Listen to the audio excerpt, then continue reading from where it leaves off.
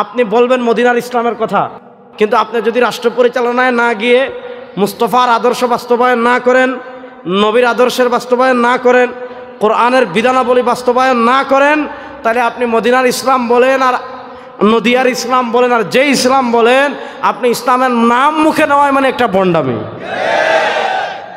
কথা ভালো করে বুঝবেন। তাহলে আল্লাহর আনুগত্য করব কিভাবে? পথ আল্লাহ নিজেই বলেছেন, মাইয়ুতিউর রাসূল, যারা রাসূল সাল্লাল্লাহু আলাইহি ওয়াসাল্লামের আনুগত্য করবে, ফাকাদ আতা আল্লাহ, তারা আল্লাহর আনুগত্য করেছে। আপনি খাবারের ক্ষেত্রে আল্লাহর আনুগত্য কিভাবে করবেন? দেখেন আপনার খাবারের সিস্টেম রাসূল সাল্লাল্লাহু আলাইহি ওয়াসাল্লামের সিস্টেমের সাথে মিলে কিনা। আপনি পোশাকের ক্ষেত্রে আল্লাহর আনুগত্য কিভাবে করবেন? দেখেন আপনার পোশাক মুস্তাফার পোশাকের সাথে মিলে কিনা। আপনি বিয়ে শাদীর ক্ষেত্রে আল্লাহর আনুগত্য কিভাবে করবেন? দেখেন আপনার বিয়ে আর মুস্তাফার বিয়ে মিলে কিনা। তিনি বিয়েতে যা করার কথা বলেছেন তা করেন কিনা, তিনি বিয়েতে যা করতে নিষেধ করেছেন আপনি তার থেকে বেঁচে থাকেন কিনা। আপনি ব্যবসার ক্ষেত্রে আল্লাহর আনুগত্য কিভাবে করবেন?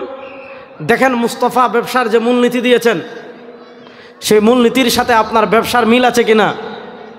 আপনি রাষ্ট্র পরিচালনার ক্ষেত্রে আল্লাহর আনুগত্য করবেন কিভাবে? দেখেন আপনার রাষ্ট্র পরিচালনা সরওয়ারে দু আলম সাল্লাল্লাহু আলাইহি ওয়াসাল্লামের রাষ্ট্র পরিচালনার সাথে মিলে কিনা। আপনি বিচার ব্যবস্থার ক্ষেত্রে আল্লাহর আনুগত্য করবেন কিভাবে? দেখেন আপনি যে বিচার করছেন, আপনার দেশের যে বিচার সিস্টেম, আপনার দেশের আদালতের যে সিস্টেম, আপনার দেশের হাইকোর্টের যে সিস্টেম, আপনার দেশের সুপ্রিম কোর্টের যে সিস্টেম, দেখেন ওই সিস্টেম মুস্তাফার সিস্টেমের সাথে মিলে কিনা, মুস্তাফার শাস্তির সাথে মিলে কিনা, মুস্তাফার হদের সাথে মিলে কিনা, মুস্তাফার কিসাসের সাথে মিলে কিনা, মুস্তাফার তাজিরাতের সাথে মিলে কিনা। যদি মিলে আপনি আল্লাহর আদর্শের উপর আছেন। দেখা গেল আপনার নামাজ মুস্তাফার আদর্শ অনুযায়ী হয়, আপনার রোজা মুস্তাফার আদর্শ অনুযায়ী হয়, আপনার রাষ্ট্র আব্রাহাম লিঙ্কন অনুযায়ী, আপনার বিচার ব্যবস্থা ব্রিটিশ অনুযায়ী, আপনার অর্থনীতি পুঁজিবাদ অনুযায়ী, আপনার শিক্ষা ব্যবস্থা ব্রিটিশ অনুযায়ী। আপনি আল্লাহর পূর্ণ আনুগত্য করছেন এই কথা কখনো বলা যাবে না। এই যুগে মুসলমানদের মৌলিক সমস্যার জায়গা কোথায়? খুব ভালো করে বুঝবেন। আমরা কেন পিছিয়ে পড়লাম? আমরা তো এই যুগে পিছিয়ে পড়ার কথা না, কারণ আমরা তো 1400 বছর থেকে খেলাধুলা করেই আসছি পৃথিবীর পরাশক্তির সাথে। ইসলাম, আমরা যে ইসলাম চাই, আমরা যে ইসলামকে ধারণ করি, হ্যাঁ, আমাদের দেশে দেখবেন তার পেটে বোম মারলে সূরা ফাতিহা পড়তে পারবে না। সে বলবে রেজাউল করিম আবরার সাহেবরা ধর্ম নিয়ে বাড়াবাড়ি করেন, সে বলবে চরমনাই পীর সাহেবরা ধর্ম নিয়ে বাড়াবাড়ি করেন, সে বলবে আল্লামা মাহমুদুল হক সাহেব ধর্ম নিয়ে বাড়াবাড়ি করেন। অথচ তারে আপনি বোম যদি পেটে মারেন যে সূরা ফাতিহাটা শুদ্ধ করে পড়, দেখবেন সূরা ফাতিহাও শুদ্ধ করে পড়তে পারবে না। আমরা ইসলাম মনে করি কি যে হুজুর আসমানের উপরের কথা বলবেন, আমরা ইসলাম মনে করি কি হুজুর জমিনের নিচের কথা বলবেন, আমরা ইসলাম মনে করি কি হুজুর নামাজ রোজা নিয়ে থাকবেন। দুনিয়া ধর্মনিরপেক্ষতায় ভেসে যাক, সেকুলারিজমে ভেসে যাক, ডেমোক্রেসিতে ভেসে যাক, সোশ্যালিজমে ভেসে যাক, ন্যাশনালিজমে ভেসে যাক, গায়রুল্লাহর বিধানে ভেসে যাক, তাগুতের শাসনে ভেসে যাক, জুলুমে ভেসে যাক, অন্যায়ে ভেসে যাক, আপনি বাকস্বাধীনতার নামে আল্লাহকে গালি দিবেন, আপনি নাস্তিকতাবাদের নামে নবীকে গালি দিবেন, আর আমাদেরকে বলবেন মসজিদে চুপ করে থাকবো। এটার নাম ইসলাম না, এটার নাম ভণ্ডামি। ইসলাম হলো আসমানের উপর যদি আপনি ঠিক করতে হয়, আপনি যদি জান্নাতের পথে চলতে হয়, তাহলে দুনিয়াতে আপনি তাগুতের বিরুদ্ধে কথা বলতে হবে, গায়রুল্লাহর বিরুদ্ধে কথা বলতে হবে, সেকুলারিজমের বিরুদ্ধে কথা বলতে হবে, ন্যাশনালিজমের বিরুদ্ধে কথা হবে, আল্লাহ ব্যতীত সকল তন্ত্রমন্ত্রের বিরুদ্ধে লড়াই হবে ইনশাআল্লাহ।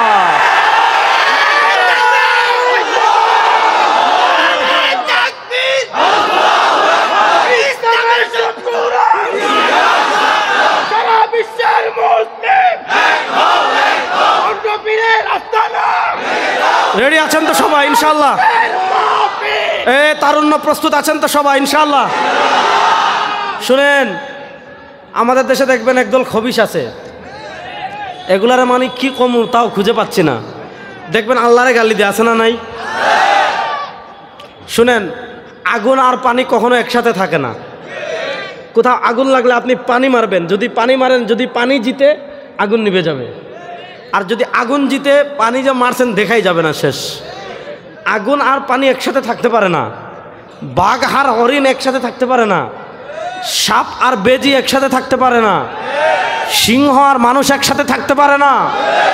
ঠিক তেমনিভাবে বাংলাদেশে কেউ ভাই নাস্তিক হোক, কোনো সমস্যা নাই। তুই নাস্তিক হবি নাকি শুয়োর হবি না কুত্তা হবি, যা মন চায় আমার কি, আমার কোনো সমস্যা? বলেন না আমাদের কোনো সমস্যা? কেউ ইয়াহুদি হোক, লা ইকরাহা ফিদ্দিন, এটার আমাদের দেশে ভুল ব্যাখ্যা করে। আমাদের দেখবেন নাচতে চায়, কনসার্ট করতে চায়, গান বাজনা করতে চায়, মদ খেতে চায়, জুয়া খেলতে চায়, ক্লাবে যেতে চায়, হ্যাঁ, নিজের মতো ইসলাম পালন করতে চায়, একসাথে নারী পুরুষ একত্রিত হয়ে ডলাডলি করতে চায়। হুজুরা যখন কথা বলে, মুফতি সাহেবরা যখন কথা বলে, মসজিদের খতিব সাহেবরা যখন কথা বলে, তখন কি বলে জানেন? হুজুর আপনারা ধর্ম নিয়ে বাড়াবাড়ি করছেন। লা ইকরাহা ফিদ্দিন, আল্লাহ বলেছেন ধর্মে বাড়াবাড়ি নেই। এই ধর্মে বাড়াবাড়ি নাই অর্থ কি আপনি নাহি আনিল মুনকার করবেন না? ধর্মে বাড়াবাড়ি নাই অর্থ আপনি কি গায়রুল্লাহর বিরুদ্ধে বলবেন না? ধর্মে বাড়াবাড়ি নাই মানে কি আপনি তাগুতের বিরুদ্ধে বলবেন না? লা ইকরাহা ফিদ্দিন মানে কি দিন গ্রহণের ক্ষেত্রে কোনো বাড়াবাড়ি নেই। পৃথিবীতে আমরা অস্ত্র দেখিয়ে, পিস্তল দেখিয়ে, ড্রোন দেখিয়ে, ব্যালিস্টিক মিসাইল দেখিয়ে, পারমাণবিক অ্যাটম বোম দেখিয়ে, ক্লাশিনকোভ দেখিয়ে, AK-74 দেখিয়ে, অথবা মনে করেন মর্টার সেল দেখিয়ে, ধনুক দেখিয়ে, তীর দেখিয়ে, বল্লম দেখিয়ে পৃথিবীতে কেউ মুসলমানরা কাউকে জোরপূর্বক মুসলমান বানিয়েছে? লা ইকরাহা ফিদ্দিন মানে দিন গ্রহণে কোনো জোর জবরদস্তি নাই। ভাই আমি তোর কাছে ইসলামের দাওয়াত পেশ করব, আমি তোকে বলবো যদি আপনি দুনিয়া আখিরাতে শান্তি লাভ করতে চান তাহলে পথ হলো একটা, লা ইলাহা ইল্লাল্লাহ। এই দাওয়াতটা আমি তার কাছে পেশ করার পর সে যদি গ্রহণ করে আলহামদুলিল্লাহ, যদি গ্রহণ না করে লাকুম দীনুকুম ওয়ালিয়া দিন। সে তার ধর্ম নিয়ে থাকবে, আমরা আমাদের ধর্ম নিয়ে থাকব। এর অর্থ ধর্ম নিরপেক্ষতাও না, এর অর্থ ধর্ম যার যার উৎসব সবার তাও না। কত ভালো করে বুঝবেন। আমাদের দেশে দেখবেন অশ্লীলতার বিরুদ্ধে বলবে লা ইকরাহা ফিদ্দিন। লা ইকরাহা ফিদ্দিন মানে কি? দিন গ্রহণে কোনো বাধ্যবাধকতা নাই, কিন্তু দিন গ্রহণ করার পর আপনি যা মন চায় তা আর করতে পারবেন না। বাংলাদেশে প্রবেশ করার ক্ষেত্রে কারো কোনো বাধ্যবাধকতা নাই, বাংলাদেশের ভিসা নেওয়ার ক্ষেত্রে কারো কোনো বাধ্যবাধকতা নাই। কিন্তু আপনি যদি বাংলাদেশে ভিসা নিয়ে চলে আসেন তাহলে বাংলাদেশের সকল আইন আপনি মানা লাগবে কি লাগবে না? এখন আমরা ভারতের আইন মানতে কি বাধ্য না? কিন্তু কেউ যদি ভিসা নিয়ে ভারতে যায় তাহলে ভারতের রাষ্ট্রীয় আইন তার মানা লাগবে কি লাগবে না? লা ইকরাহা ফিদ্দিন মানে ইসলাম গ্রহণে বাধ্যবাধকতা নাই, কিন্তু কেউ যদি কালেমা পড়ে মুসলমান হয়ে যায় তাহলে মুসলমান হয়ে যাওয়ার পর ইসলামের সকল বিধান তার মানা লাগবে কি লাগবে না? আমাদের দেশে দেখবেন আল্লাহকে গালি দেয় বলে বাক স্বাধীনতা, নবীকে গালি দেয় বলে বাক স্বাধীনতা, কোরআনকে গালি দেয় বলে বাক স্বাধীনতা। শুনেন, কেউ নাস্তিক হোক আমার আপত্তি নাই, নাস্তিক হয়ে থাকুক আমার কি, কেউ খ্রিস্টান হয়ে থাকুক আমার আপত্তি আছে না? কত খ্রিস্টান আছে, কত ইহুদি আছে, কত হিন্দু আছে। কেউ যদি নাস্তিক হয়, কোনো ধর্ম না মানে, আল্লাহ না মানে, থাকুক। কিন্তু নাস্তিকতার নামে, বাউলের নামে, আউলের নামে, ফাউলের নামে কেউ যদি বাংলাদেশে আল্লাহকে গালি দেয়, কেউ যদি বাংলাদেশে কোরআনকে গালি দেয়, কেউ যদি বাংলাদেশে নবীকে গালি দেয়, কেউ যদি বাংলাদেশের শরিয়াত তথা ইসলামকে গালি দেয়, হয় তারা থাকবে না হয় আমরা থাকবো। হয় যে গালি দিবে সে থাকবে না হয় আমরা থাকবো। পরিষ্কার কথা, আমরা থাকতে বাংলাদেশে কেউ আল্লাহকে গালি দিবে, আমরা থাকতে বাংলাদেশে কেউ কোরআনকে গালি দিবে, আমরা থাকতে বাংলাদেশে কেউ দিনকে গালি দিবে, আমরা থাকতে বাংলাদেশে কেউ কোরআন অবমাননা করবে, আমরা থাকতে বাংলাদেশে কেউ শরিয়া অবমাননা করবে। আমাদের গায়ে এক ফোঁটা রক্ত থাকবে আর কোরআনকে গালি দিয়ে বাংলাদেশে সে সব তোমার নিরাপদে থাকবে, কখনকার সম্ভব না। শরিয়া যতক্ষণ প্রাণ থাকবে, লড়াই করার প্রয়োজন হলে লড়াই করব, যুদ্ধ করার প্রয়োজন হলে যুদ্ধ করবো ইনশাআল্লাহ।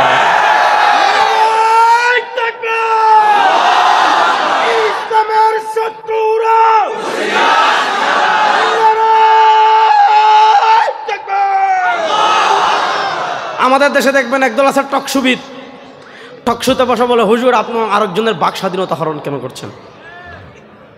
কেউ আল্লাহকে গালি দিয়েছে আপনি প্রতিবাদ করবেন, নবীকে গালি দিয়েছে আপনি প্রতিবাদ করবেন, কোরআনকে গালি দিয়েছে আপনি প্রতিবাদ করবেন, ইসলামকে গালি দিয়েছে আপনি প্রতিবাদ করবেন। বলে কি হুজুর আপনি তার বাক স্বাধীনতা কেন হরণ করছেন? তার যদি মুখের স্বাধীনতা হয় আল্লাহকে গালি দেওয়া, তার যদি মুখের স্বাধীনতা হয় কোরআনকে গালি দেওয়া, আমি গত সপ্তাহে চরমনাইয়ের মাঠে লক্ষ লক্ষ মানুষের সামনে বলে আসছি, তার যেমন মুখের স্বাধীনতা আছে, আমার তেমন হাতের স্বাধীনতা আছে। তার মুখের স্বাধীনতা যদি হয় আল্লাহকে গালি দেওয়া, তাহলে আমার হাতের স্বাধীনতা হলো যে জিহ্বা দিয়ে আল্লাহকে গালি দিয়েছে সেই জিহ্বা টান দিয়ে ছিঁড়ে ফেলা। তার মুখের স্বাধীনতা যদি হয় নবীকে গালি দেওয়া, তাহলে মুসলমানদের হাতের স্বাধীনতা হলো যেই মুখ দিয়ে যেই মাথার মুখ দিয়ে নবীকে গালি দিয়েছে, মুসলমানদের হাতের স্বাধীনতা হলো তার মাথা তার শরীর থেকে আলাদা করে ফেলা। প্রস্তুত আছে তো যুবকরা? ইনশাআল্লাহ। বাংলাদেশে কেউ আল্লাহকে গালি দিবে আমরা বরদাস্ত করব? বাংলাদেশে কেউ নবীকে গালি দিলে আমরা বরদাস্ত করব? যারা আল্লাহকে গালি দিবে, নবীকে গালি দিবে, তাদের সর্বোচ্চ শাস্তি দাবির জন্য, তাদের সর্বোচ্চ শাস্তি বাস্তবায়নের জন্য যদি যুদ্ধ করার প্রয়োজন হয়, যুদ্ধ করার জন্য প্রস্তুত আছেন না নাই? আমাদের বাংলাদেশে এক বাউল, তার নাম আবুল সরকার। তার নাম কি সরকার? বিশ্বাস করেন ফেরাউনও আল্লাহর এইভাবে গালি দেয় নাই। বিশ্বাস করেন নমরুদও আল্লাহর এইভাবে গালি দেয় নাই। বিশ্বাস করেন আবু জাহেলও আল্লাহর এইভাবে গালি দেয় নাই।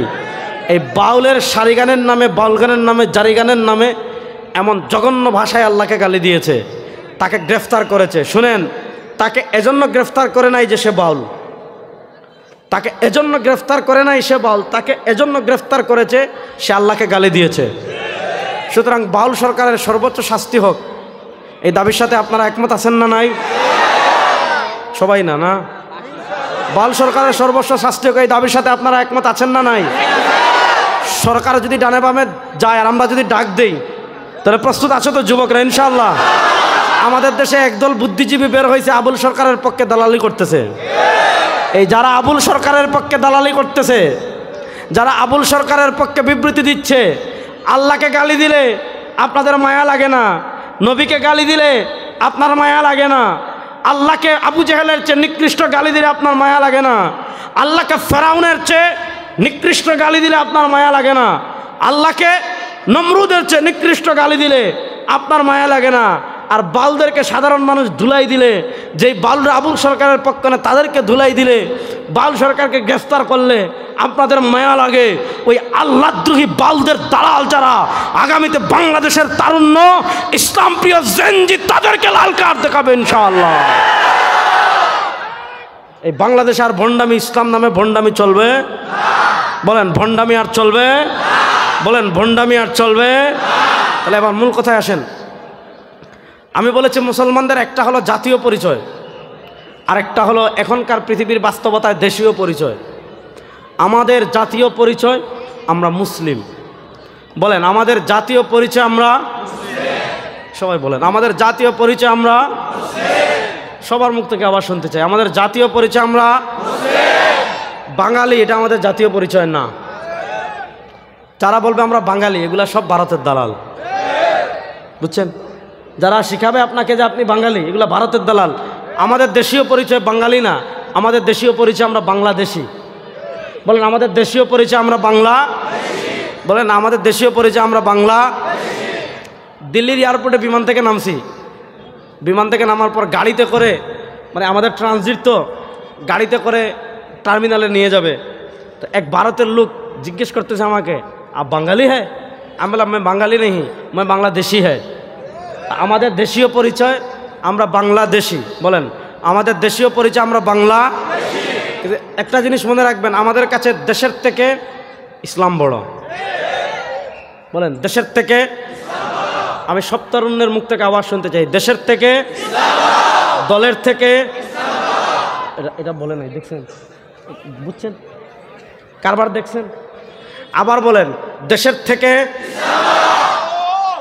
বুঝে শুনে বলবেন, দলের থেকে, নেতার থেকে, নেত্রীর থেকে, পীরের থেকে, শায়েখ থেকে, আলেম থেকে, জানের চেয়ে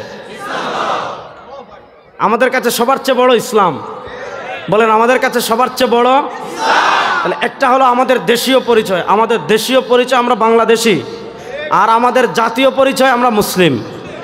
বলেন আমাদের জাতীয় পরিচয় আমরা সারা দুনিয়ার মুসলমান, তার গায়ের রং কালো হোক, তার গায়ের রং সাদা হোক, তার গায়ের রং ভালো হোক, সে লম্বা হোক, সে খাটো হোক, সে দেখতে কুশ্রী হোক, দেখতে কিউট হোক, বাংলা ভাষায় কথা বলুক, ভারতের ভাষায় কথা বলুক, ফার্সি ভাষায় কথা বলুক, আফগানি ভাষায় কথা বলুক, আরবি ভাষায় কথা বলুক, উজবেক ভাষায় কথা বলুক, সুরিয়ানি ভাষায় কথা বলুক, পৃথিবীর যেই ভাষায় কথা বলুক না কেন, সারা দুনিয়ার মুসলিম যারা লা ইলাহা ইল্লাল্লাহ বিশ্বাসী, যারা দুনিয়ার মুসলিম যারা রিসালাত মুহাম্মদুর রাসূলুল্লাহ বিশ্বাসী, এই সারা দুনিয়ার তাওহীদ এবং রিসালাতে বিশ্বাসী মুসলমানদের এক জাতীয় পরিচয়, সেটা হলো আমরা মুসলিম।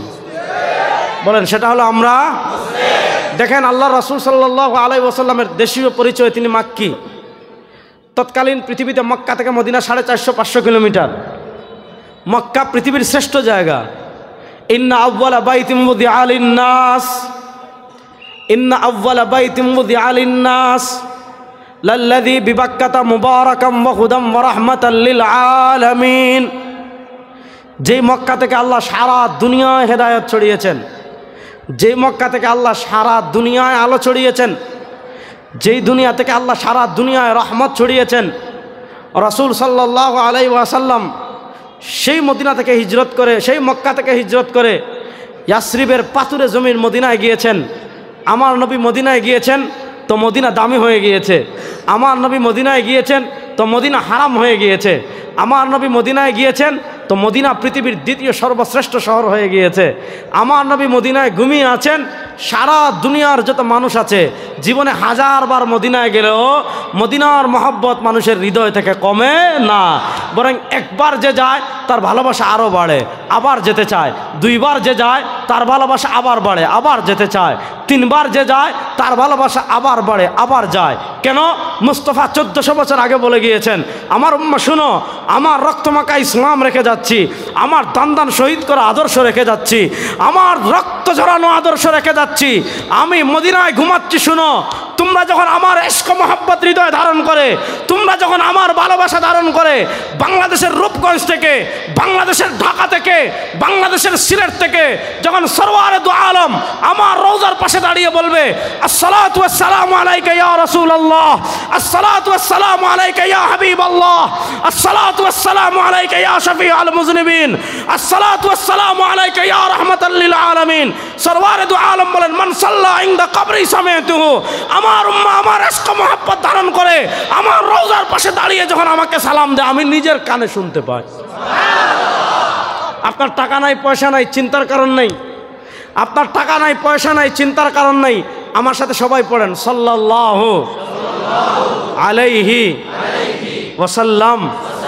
মহব্বত নিয়ে পড়েন, সাল্লাল্লাহু আলাইহি ওয়াসাল্লাম। আজকে কি বার?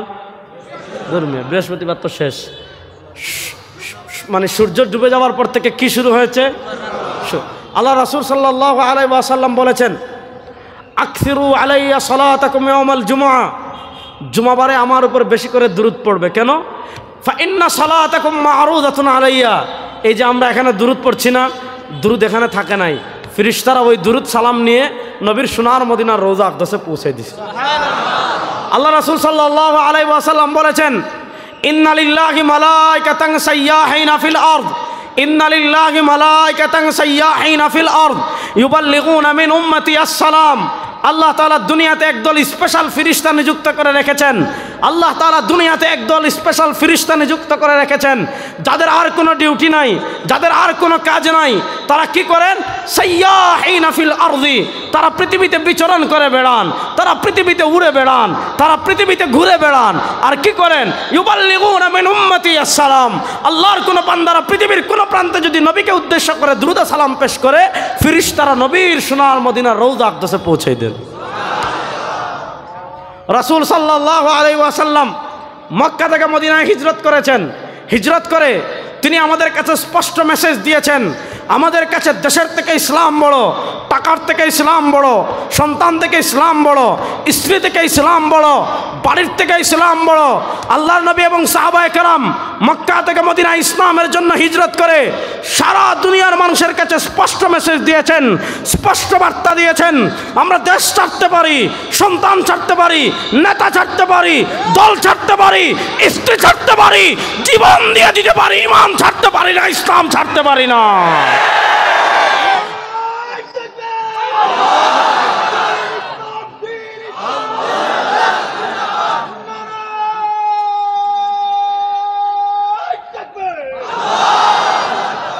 মাশাআল্লাহ বলেন, জোরে বলেন না মাশাআল্লাহ।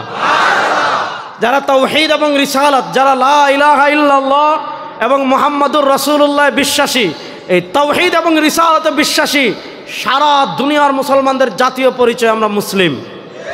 আচ্ছা, ফিলিস্তিনে যখন মুসলমান শহীদ হয়েছে আপনি কষ্ট পান নাই? জোরে বলেন, আপনি কষ্ট পান নাই? কেন কষ্ট পেয়েছেন ভাই? তাকে তো আপনি জীবনে দেখানো নি, তার দেশে আপনি জীবনে যানও নেই, তার সাথে জীবনে খাবারও খাননি। আরাকানে যখন মুসলমানদেরকে শহীদ করা হয়েছে আমরা কষ্ট পাই নাই? আফগানিস্তানে যখন মুসলমানদেরকে শহীদ করা হয়েছে আমরা কষ্ট পাই নাই? এখন যে ইয়ামানে মারছে আমরা কষ্ট পাচ্ছি না? সারা দুনিয়ার মুসলমান মাজলুম হলে আমরা কষ্ট পাই কেন? কারণ তাদের সাথে আমাদের একটা সম্পর্ক আছে। সে সম্পর্ক হলো লা ইলাহা ইল্লাল্লাহ। হায় হায় হায় হায় রে, আরো আসতে বলবেন তাই না? বলেন, তাদের সাথে আমাদের একটা সম্পর্ক আছে লা ইলাহা ইল্লাল্লাহ। বা হাত তুলে বলেন, তাদের সাথে আমাদের একটা সম্পর্ক আছে লা ইলাহা ইল্লাল্লাহ। তাদের সাথে আমাদের একটা সম্পর্ক আছে লা ইলাহা ইল্লাল্লাহ। জোরে বলেন না, তাদের সাথে আমাদের একটা সম্পর্ক আছে লা ইলাহা ইল্লাল্লাহ। এই রূপগঞ্জের মুসলমান শুনেন, এই কাঞ্চনের মুসলমান শুনেন, রাসূল সাল্লাল্লাহু আলাইহি ওয়াসাল্লাম দুনিয়ার কোন নেতার স্লোগান দেওয়ার জন্য আমাদেরকে শিখান নাই, দুনিয়ার কোন তন্ত্রমন্ত্রের স্লোগান দেওয়ার জন্য শিখান নাই, ডেমোক্রেসির স্লোগান আমাদেরকে শিখান নাই, সেকুলারিজমের স্লোগান শিখান নাই, ন্যাশনালিজমের স্লোগান শিখান নাই, সোশ্যালিজমের স্লোগান শিখান নাই। আমাদের নবী আমাদেরকে বলেছেন, দুনিয়া আখিরাতে যদি মুক্তি লাভ করতে চাও স্লোগান হবে একটা লা ইলাহা ইল্লাল্লাহ। বলেন না, স্লোগান হবে একটা লা ইলাহা ইল্লাল্লাহ। সবাই হাত তুলে বলেন, স্লোগান হবে একটা লা ইলাহা ইল্লাল্লাহ। তেরা মেরা রিশতা ক্যা? আকাশ বাতাস প্রকম্পিত করে বলবেন, তেরা মেরা রিশতা ক্যা? তেরা মেরা রিশতা ক্যা? তেরা মেরা রিশতা ক্যা? তেরা মেরা রিশতা ক্যা? লা ইলাহা ইল্লাল্লাহর উপর সারা দুনিয়ার মুসলমান ঐক্যবদ্ধ হয়ে যাব ইনশাআল্লাহ। আপনারা আর প্রস্তুতি নেন। গত শতাব্দীতে তারা কালেমার পতাকাকে জঙ্গি পতাকা বানিয়েছে, আর এই শতাব্দীতে সারা দুনিয়া কালেমার পতাকা বিজয় হবে। বাংলাদেশের সংসদে কালেমার পতাকা পথ পড়ে উড়ুক। এই রূপগঞ্জের জেনজি প্রস্তুত আছেন না নাই? এই বাংলাদেশের সংসদে ইসলামের পতাকা উড়ুক, আপনারা প্রস্তুত আছেন না নাই? ইনশাআল্লাহ বলেন, আরো জোরে বলেন, আরো জোরে বলেন। ভাই হিসাব সহজ, পৃথিবী 100 বছর পর পর পরিবর্তন হয়, হয় না? গত 100 বছর মাইর খাইছি রে ভাই, সারা দুনিয়ায় মাইর খাইছি, আর এই 100 বছর মার দিব।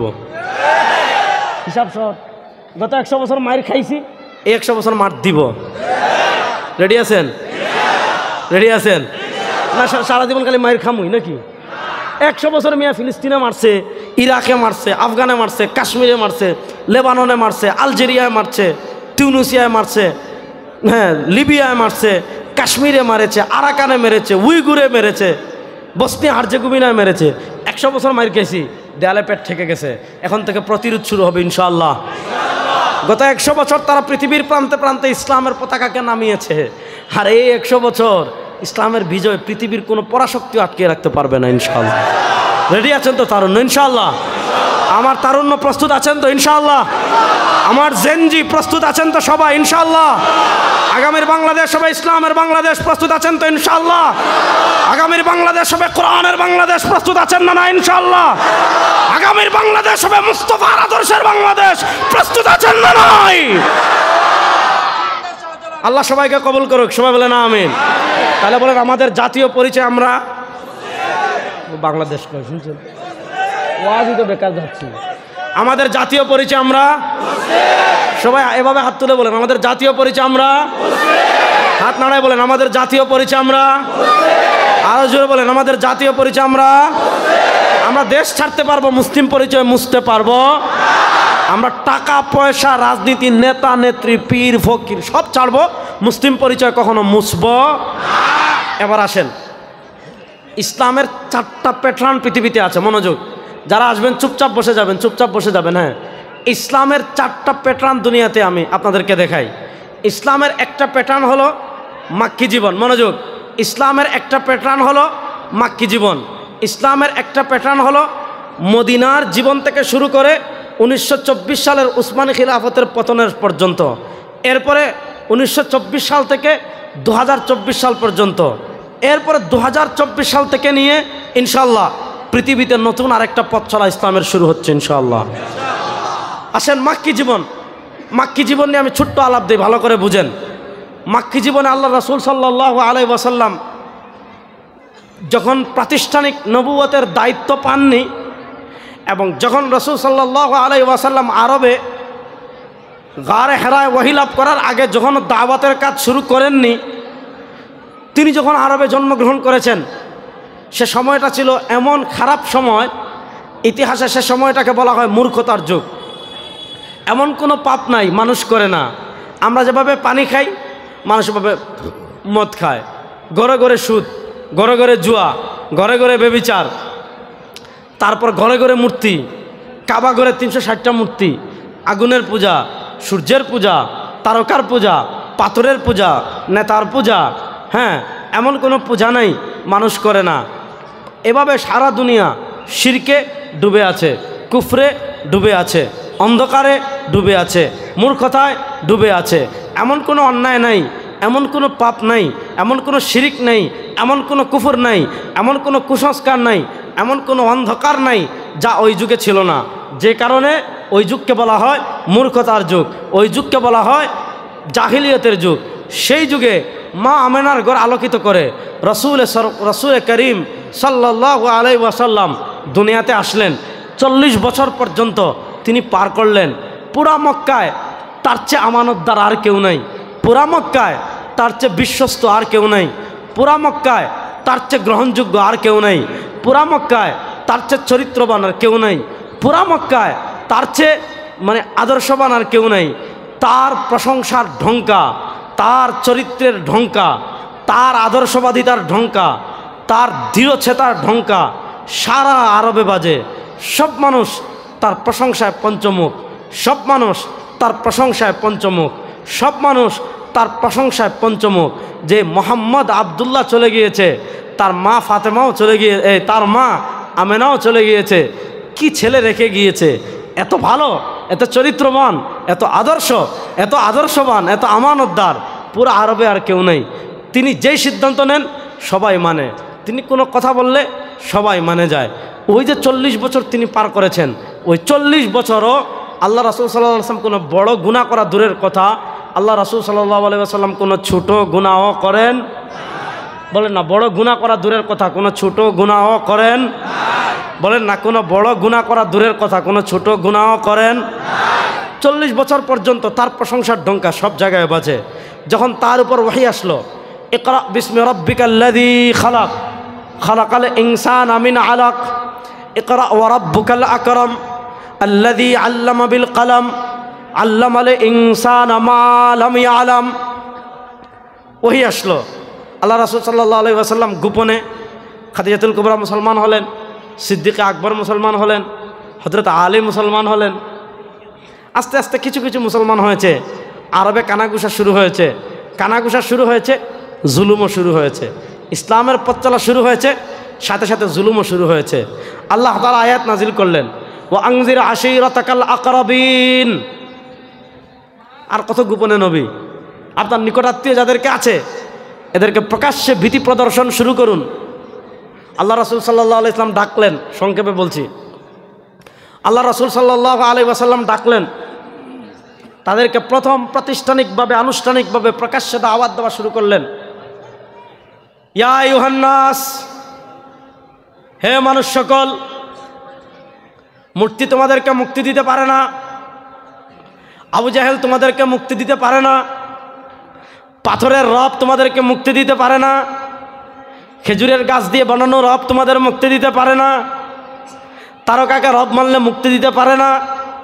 ইয়া আইয়ুহান নাস, হে মানুষ সকল, কুলু লা ইলাহা ইল্লাল্লাহ তুফলিহুন, যদি দুনিয়া এবং আখিরাতে সফল কাম হতে চান তাহলে আপনাদেরকে পড়তে হবে লা ইলাহা ইল্লাল্লাহ। বলেন না, যদি দুনিয়া আখিরাতে সফল কাম হতে চান আপনাকে পড়তে হবে লা ইলাহা ইল্লাল্লাহ। আরো জোরে বলেন না, আপনাকে পড়তে হবে লা ইলাহা ইল্লাল্লাহ। একটা জিনিস ভালো করে খেয়াল করেন, যুবকরা খেয়াল করেন, আল্লাহ রাসূল সাল্লাল্লাহু আলাইহি ওয়াসাল্লাম গিয়ে তো টাকা চান নাই, আল্লাহ রাসূল সাল্লাল্লাহু আলাইহি ওয়াসাল্লাম গিয়ে তো পয়সা চান নাই, আল্লাহ রাসূল সাল্লাল্লাহু আলাইহি ওয়াসাল্লাম গিয়ে তো নেতৃত্ব চান নাই, আল্লাহ রাসূল সাল্লাল্লাহু আলাইহি ওয়াসাল্লাম গিয়ে তো মন্ত্রিত্ব চান নাই, আল্লাহ রাসূল সাল্লাল্লাহু আলাইহি ওয়াসাল্লাম গিয়ে তো সুন্দরী নারী চান নাই, আল্লাহ রাসূল সাল্লাল্লাহু আলাইহি ওয়াসাল্লাম গিয়ে বলেন নাই আমাকে দারুন নাদওয়ার সদস্য বানাও, আল্লাহ রাসূল সাল্লাল্লাহু আলাইহি ওয়াসাল্লাম বলেন নাই মক্কার এই জায়গাটা আমার নামে রেজিস্ট্রি করে দাও, আল্লাহ রাসূল সাল্লাল্লাহু আলাইহি ওয়াসাল্লাম এইটা বলেন নাই যে মক্কার প্রধান নেতা আমাকে বানাও অথবা বিরোধী দলীয় নেতা আমাকে বানাও। আল্লাহ রাসূল সাল্লাল্লাহু আলাইহি ওয়াসাল্লাম নেতৃত্বও চাইলেন না, আল্লাহ রাসূল সাল্লাল্লাহু আলাইহি ওয়াসাল্লাম টাকাও চাইলেন না, আল্লাহ রাসূল সাল্লাল্লাহু আলাইহি ওয়াসাল্লাম পয়সাও চাইলেন না, আল্লাহ রাসূল সাল্লাল্লাহু আলাইহি ওয়াসাল্লাম জায়গাও চাইলেন না, আল্লাহ রাসূল সাল্লাল্লাহু আলাইহি ওয়াসাল্লাম নারীও চাইলেন না। আল্লাহ রাসূল সাল্লাল্লাহু আলাইহি ওয়াসাল্লাম শুধু বলেছিলেন বলো লা ইলাহা ইল্লাল্লাহ, জোরে বলেন না বলো লা ইলাহা ইল্লাল্লাহ, জোরে বলেন না বলো লা ইলাহা ইল্লাল্লাহ। পুরা আরব কেন তার বিরুদ্ধে দাঁড়ালো? পুরা আরবের বেঈমান কাফের মুশরিক, সেমি মুশরিক, হাফ মুশরিক, অর্ধ মুশরিক, মানে যত কোয়ালিটির যত প্রকারের মুশরিক আছে সব মুশরিকরা কেন রাসূল সাল্লাল্লাহু আলাইহি ওয়াসাল্লামের বিরুদ্ধে দাঁড়িয়ে গেল? সব মুশরিকরা রাসূল সাল্লাল্লাহু আলাইহি ওয়াসাল্লামের বিরুদ্ধে দাঁড়ানোর কারণ হলো, কারণ মুশরিকরা জানে যেখানে লা ইলাহা ইল্লাল্লাহ একবার বিজয়ী হয়ে যাবে, যেখানে লা ইলাহা ইল্লাল্লাহ একবার প্রতিষ্ঠা হয়ে যাবে, সেখানে আর গায়রুল্লাহর বিধান চলবে না, সেখানে আর তাগুতের বিধান চলবে না, সেখানে আর মানুষের তন্ত্রমন্ত্র চলবে না। যদি মক্কায় লা ইলাহা ইল্লাল্লাহ মুহাম্মদ সাল্লাল্লাহু আলাইহি ওয়াসাল্লাম বিজয় করতে পারে তাহলে আবু জেহেলের মসনদ ভেঙ্গে তছনছ হয়ে যাবে। এজন্য আবু জেহেল তার সব কিছু দিয়ে দাঁড়িয়ে গিয়েছে ইসলামের বিরুদ্ধে। রাসূল সাল্লাল্লাহু আলাইহি ওয়াসাল্লামের দুইটা ছায়া ছিলেন, মনোযোগ তাওয়াজ্জুহ, রাসূল সাল্লাল্লাহু আলাইহি ওয়াসাল্লামের দুইটা ছায়া ছিলেন। একটা ঘর, আল্লাহ রাসূল সাল্লাল্লাহু আলাইহি ওয়াসাল্লামের স্ত্রী আমাদের আম্মাজান হযরত খাদিজাতুল কুবরা রাদিয়াল্লাহু তাআলা আনহা, তিনি আল্লাহ রাসূল সাল্লাল্লাহু আলাইহি ওয়াসাল্লামের দুঃসময়ের সঙ্গী ছিলেন। যখন তার পাশে দাঁড়ানোর মতো কেউ নাই, যখন তাকে সান্ত্বনা দেওয়ার মতো কেউ নাই, যখন তাকে সহযোগিতা করার মতো কেউ নাই, যখন তার মাথায় সান্ত্বনা এবং ভালোবাসার হাত বুলিয়ে দেওয়ার মতো কেউ নাই, তখন যিনি সান্ত্বনা এবং ভালোবাসা দিয়ে এগিয়ে এসেছিলেন তিনি আমাদের আম্মাজান হযরত খাদিজাতুল কুবরা রাদিয়াল্লাহু তাআলা আনহা। রাসূল সাল্লাল্লাহু আলাইহি ওয়াসাল্লাম দিন রাতে এত মেহনত করতেন, এত দাওয়াতের কাজ করতেন, দিন নাই রাত নাই, সকাল নাই সন্ধ্যা নাই, খাওয়া নাই ঘুম নাই, খালি মানুষের দ্বারে দ্বারে ঘুরেন আর ইসলামের দাওয়াত দেন, খালি মানুষের দ্বারে দ্বারে ঘুরেন আর ইসলামের দাওয়াত দেন, খালি মানুষের দ্বারে দ্বারে ঘুরেন আর ইসলামের দাওয়াত দেন, খালি মানুষের দ্বারে দ্বারে ঘুরেন আর ইসলামের দাওয়াত দেন। আল্লাহ তাআলা পবিত্র কোরআনে আল্লাহর মায়া লেগে গিয়েছে, আল্লাহ তাআলা নবুয়তের দায়িত্ব রাসূলকে যে দায়িত্ব দিয়েছিলেন সেই দায়িত্ব রাসূল সাল্লাল্লাহু আলাইহি ওয়াসাল্লাম এত বেশি পালন করেছেন। চলে আসছে কাছাকাছি, হুজুর আসলে আমি ছেড়ে দেব ইনশাআল্লাহ। আলহামদুলিল্লাহ বলেন, না আরো আসতে বলেন আলহামদুলিল্লাহ। আল্লামা মামুনুল হক আসতেছেন, আলহামদুলিল্লাহ বলেন। আল্লামা মামুনুল হক মানে সূর্য আর আমি মোমবাতি, যেখানে সূর্য ওঠে এখানে মোমবাতির আর কোনো দাম আছে? আল্লাহ রাসূল সাল্লাল্লাহু আলাইহি ওয়াসাল্লাম, আমি কথা সংক্ষেপ করছি যেহেতু আল্লামা আসতেছেন, আল্লাহ ইসলামের মহান সেনাপতি হিসাবে আল্লামা মামুনুল হককে কবুল করেন। আপনারা কি টের পাচ্ছেন? আল্লামা মামুনুল হক পীর সাহেব চরমোনাই সবাই কিন্তু এক কাতারে চলে আসছেন, সবাই ইসলামের প্রশ্নে ঐক্যবদ্ধ হয়ে যাচ্ছেন। আমি আমার রূপগঞ্জের জেনজিকে ডাক দিতে চাই, বলতে চাই আল্লামা মামুনুল হক পীর সাহেব চরমোনাই সহ সকল ইসলামী রাজনীতিবিদ ঐক্যবদ্ধ হয়ে যদি আপনাদেরকে ডাক দেন, সাতার মাতার ডেমোক্রেসি, সাতার মাতার ধর্মনিরপেক্ষতা, সাতার মাতার সমাজতন্ত্র সবগুলোকে বুড়িগঙ্গায় ভাসিয়ে দিয়ে কোরআনের বাংলাদেশ, ইসলামের বাংলাদেশ গড়ার জন্য প্রস্তুত আছেন না নয়?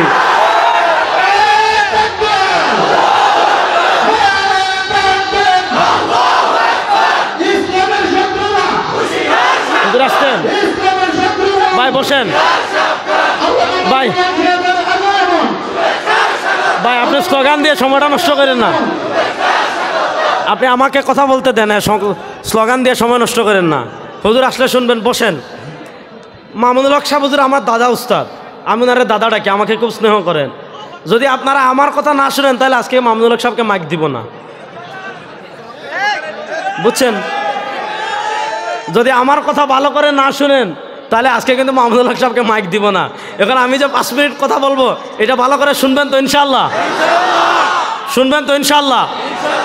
মনোযোগ। রাসূল সাল্লাল্লাহু আলাইহি ওয়াসাল্লামের ঘরের সান্ত্বনা ছিলেন আম্মাজান খাদিজাতুল কুবরা, আর রাসূল সাল্লাল্লাহু আলাইহি ওয়াসাল্লামের বাহিরের সান্ত্বনা ছিলেন আবু তালেব। আবু তালেব নেতা ছিলেন, নেতা, আবার তার ঘরে তিনি লালিত পালিত হয়েছেন, যার কারণে কি হতো, মনোযোগ, যার কারণে মানুষ তার উপর কি করতে পারতো না। ভাই আপনারা এটা বইলা পেস্টটা লাগাইছেন, দেন মানুষ এখন ওয়াজ শুনতেছেন না। ভাই আমার দিকে তাকান সবাই, আমার দিকে আসেন তো সবাই, তাওয়াজ্জু। নারায়ে তাকবীর, নারায়ে তাকবীর। এবার তাওয়াজ্জু আমার দিকে ফিরান, বিসমিল্লাহ, আমার দিকে তাকান। আম্মাজান খাদিজাতুল কুবরা রাদিয়াল্লাহু তাআলা আনহা ইন্তেকাল করলেন। আম্মাজান খাদিজাতুল কুবরা রাদিয়াল্লাহু তাআলা আনহা ইন্তেকাল করলেন। তারপর আবু তালেবও ইন্তেকাল করলেন।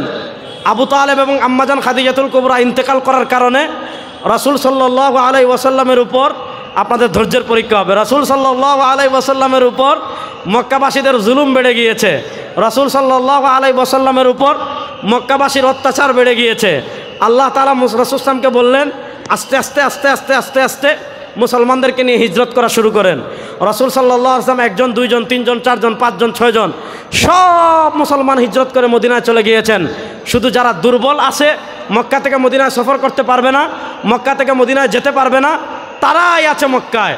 কাফেররা দেখলো, মনোযোগ আমার দিকে তাওয়াজ্জু, কাফেররা দেখলো যে এখন যদি মুহাম্মদ সাল্লাল্লাহু আলাইহি ওয়াসাল্লামকে মদিনায় যেতে দেই তাহলে ওখানে গেলে তিনি নেতৃত্ব পাবেন, তার চরিত্র মুগ্ধ হয়ে, তার দাওয়ায় মুগ্ধ হয়ে, তার আদর্শে মুগ্ধ হয়ে, তার ব্যক্তিত্বে মুগ্ধ হয়ে, তার আখলাকে মুগ্ধ হয়ে, তার দাওয়ায় মুগ্ধ হয়ে দলে দলে মানুষ ইসলামে গ্রহণ করবে।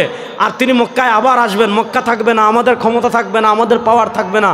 তারা সিদ্ধান্ত নিল নবী করিম সাল্লাল্লাহু আলাইহি ওয়াসাল্লামকে দুনিয়া থেকে বিদায় করে দিবে। মনোযোগ, তারা সিদ্ধান্ত নিল নবী করিম সাল্লাল্লাহু আলাইহি ওয়াসাল্লামকে দুনিয়া থেকে বিদায় করে দিবে। রাসূল সাল্লাল্লাহু আলাইহি ওয়াসাল্লামকে দুনিয়া থেকে বিদায় করে দেওয়ার জন্য যখন কাফেররা তার ঘর ঘেরাও করেছে, মনোযোগ, আল্লাহ তাআলা তখন রাসূল করিম সাল্লাল্লাহু আলাইহি ওয়াসাল্লামকে মক্কা থেকে মদিনায় হিজরতের নির্দেশ দিলেন। যখন মক্কা থেকে মদিনায় হিজরতের নির্দেশ দিলেন, আল্লাহ রাসূল সাল্লাল্লাহু আলাইহি ওয়াসাল্লাম জানেন গন্তব্য অনিশ্চিত। আল্লাহ রাসূল সাল্লাল্লাহু আলাইহি ওয়াসাল্লাম জানেন গন্তব্য অনেক দূর। আল্লাহ রাসূল সাল্লাল্লাহু আলাইহি ওয়াসাল্লাম যখন মক্কা থেকে মদিনায় হিজরত করতে শুরু করেছেন, আল্লাহ রব্বুল ইজ্জত ওয়াল জালালের কাছে 3টা দোয়া করেছেন। মনোযোগ, তাওয়াজ্জু রাখনা চাই ইয়ার। আল্লাহ রাসূল সাল্লাল্লাহু আলাইহি ওয়াসাল্লাম যখন মক্কা থেকে মদিনায় অনিশ্চিত গন্তব্যের দিকে রওনা হয়েছেন, আল্লাহ রাসূল সাল্লাল্লাহু আলাইহি ওয়াসাল্লাম আল্লাহর কাছে 3টা দোয়া করলেন। দোয়া নম্বর 1, রব্বি আদখিলনি মুদখালা সিদক। দোয়া নম্বর 2, ওয়া আখরিজনি মুখরাজা সিদক। দোয়া নম্বর 3, ওয়াজআলনি মিন লাদুনকা সুলতানান নাসীরা। দোয়া নম্বর 1, রব্বি আদখিলনি মুদখালা সিদক, আয় আল্লাহ আমাকে শান্তি এবং নিরাপত্তার সাথে মদিনায় প্রবেশ করান। দোয়া নম্বর 2, ও আখরিজনি মুখরাজা সিদক, আল্লাহ আমাকে শান্তি এবং নিরাপত্তার সাথে মক্কা থেকে বের করে দেন। এই 2টা দোয়া খুব কমন দোয়া। 1 নম্বর দোয়া, রব্বি আদখিলনি মুদখালা সিদক, আয় আল্লাহ আমাকে শান্তি এবং নিরাপত্তার সাথে মক্কায় প্রবেশ করান। 2 নম্বর দোয়া, ও আখরিজনি মুখরাজা সিদক, আল্লাহ আমাকে শান্তি এবং নিরাপত্তার সাথে মক্কা থেকে বের করে দেন, মদিনায় প্রবেশ করান। তাওয়াজ্জু, মনোযোগ। 3 নম্বর দোয়া, তাওয়াজ্জু, মনোযোগ। 3 নম্বর দোয়া করেছেন ওয়াজআলনি। 3 নম্বর দোয়া করেছেন ওয়াজআলনি, আল্লাহ আমার জন্য বানান মিন লাদুনকা, আপনার পক্ষ থেকে। তাওয়াজ্জু, মনোযোগ। 3 নম্বর দোয়া আল্লাহ বলেছেন ওয়াজআলনি, আল্লাহ রাসূল দোয়া করেছেন ওয়াজআলনি। মাশাআল্লাহ, নারায়ে তাকবীর। আল্লামা মামুনুল হকের আগমন, বাংলার সিংহ পুরুষের আগমন।